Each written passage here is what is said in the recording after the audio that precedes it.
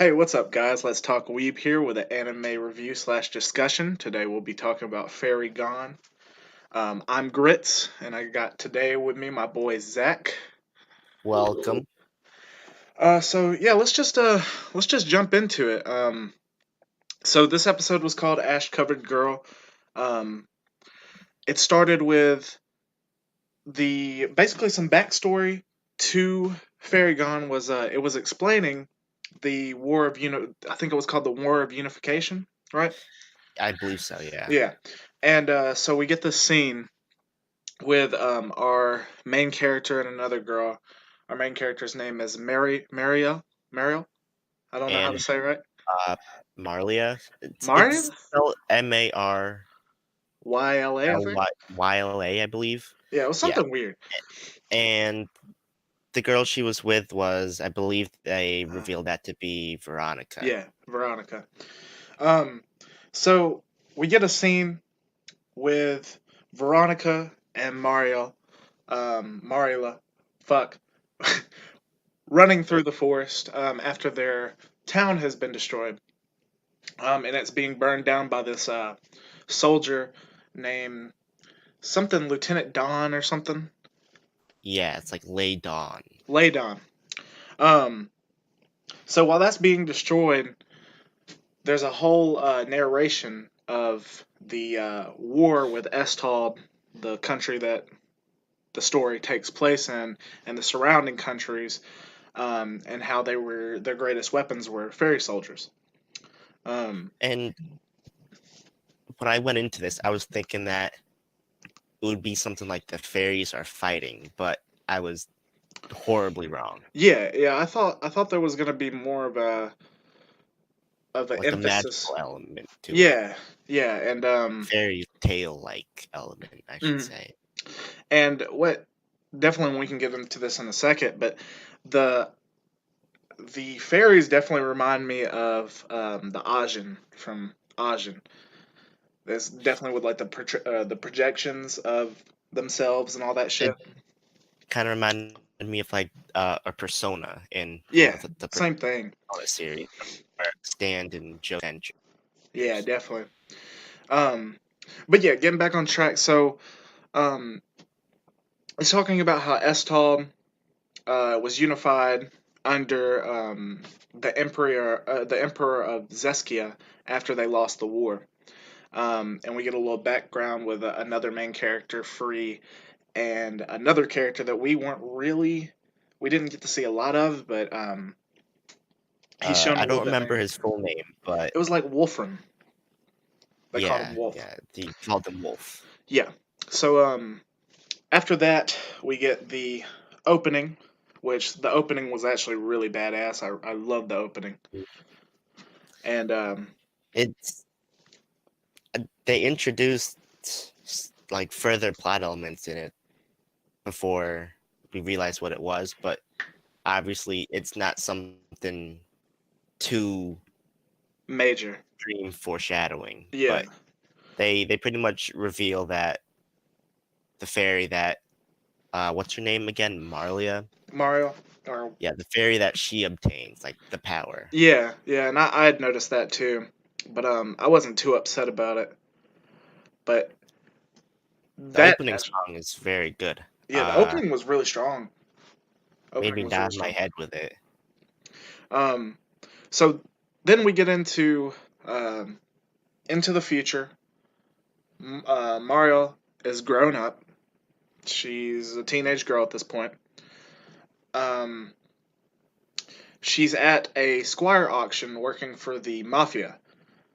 Um and she is supposed to be on guard duty protecting some the wares or whatever.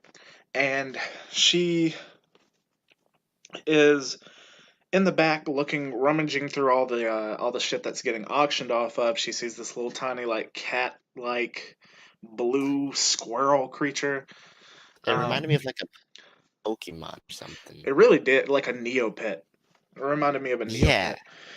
Um but so Free shows up and he's like, "Hey, you can't be back here. You know, this isn't your guard duty. All this yada yada."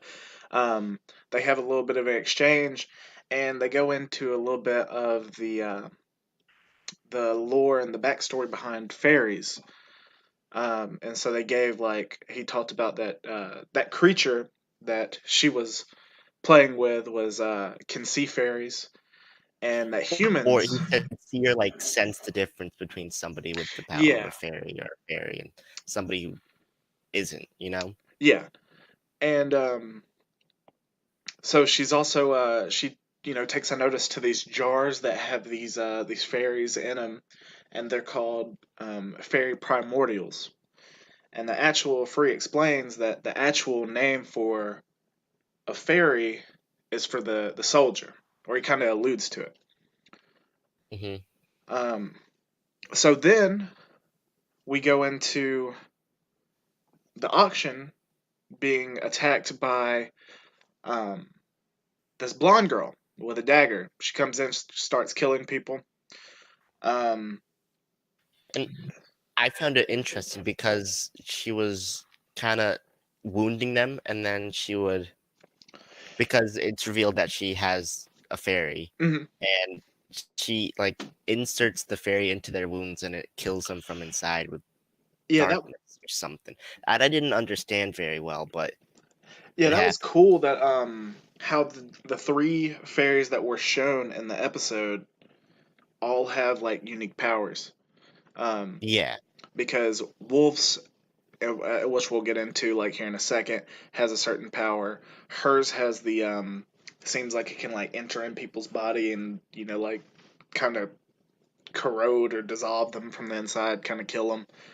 And Mario's um, fairy also has a certain power.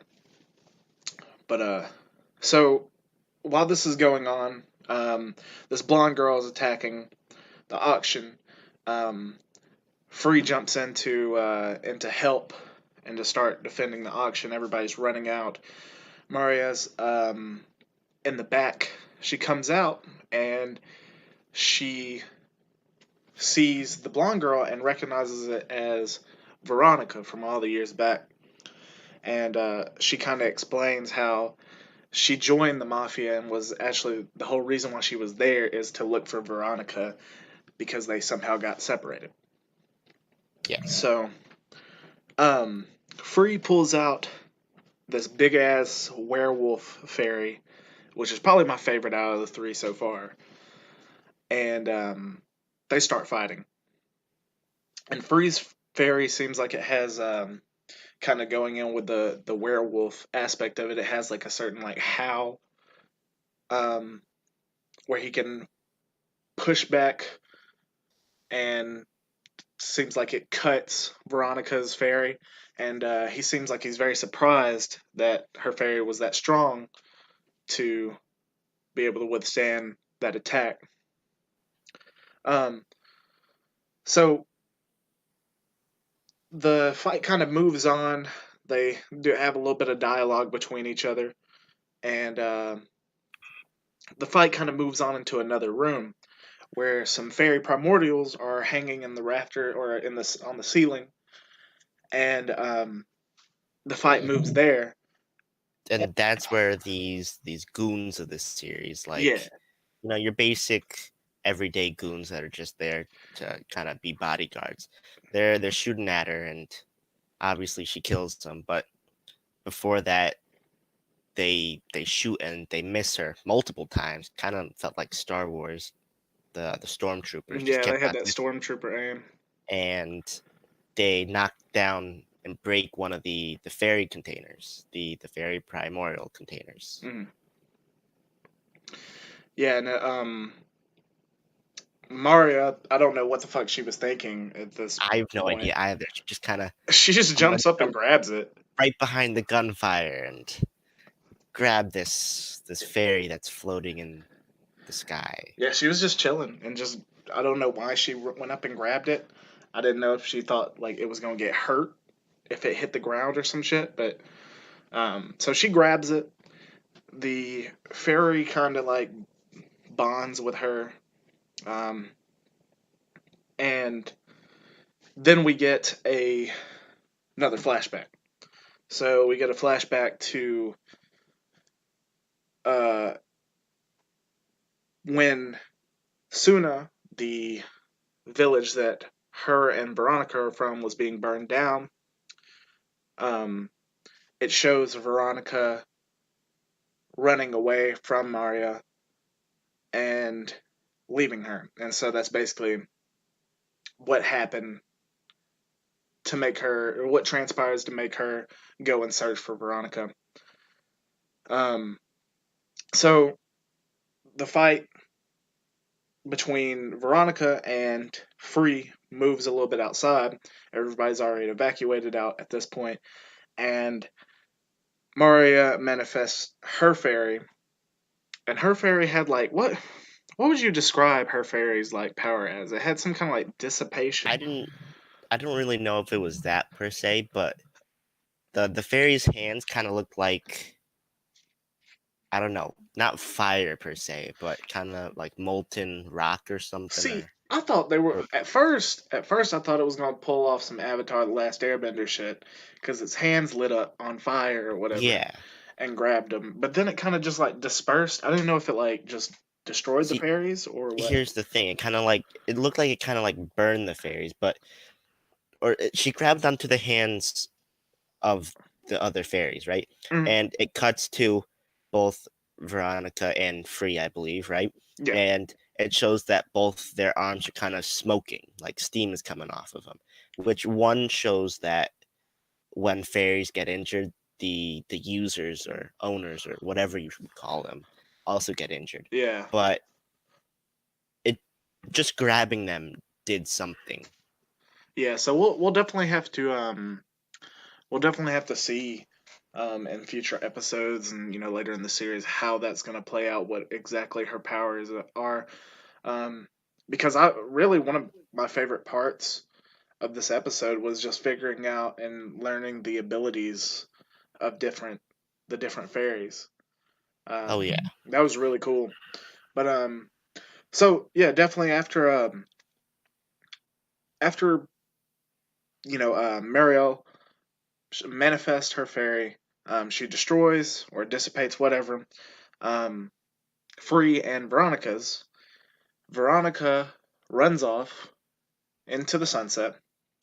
Um, and Free reveals that he had been undercover with the mafia and that he's actually working for a agency called Dorothea, which is it was weird how he explained it. It was basically like a fairy intelligence agency, I guess. It, Would you? to me, it sounded like it was a place where these people who can control fairies go, who don't have a place after the war. Yeah, like the fairy soldiers.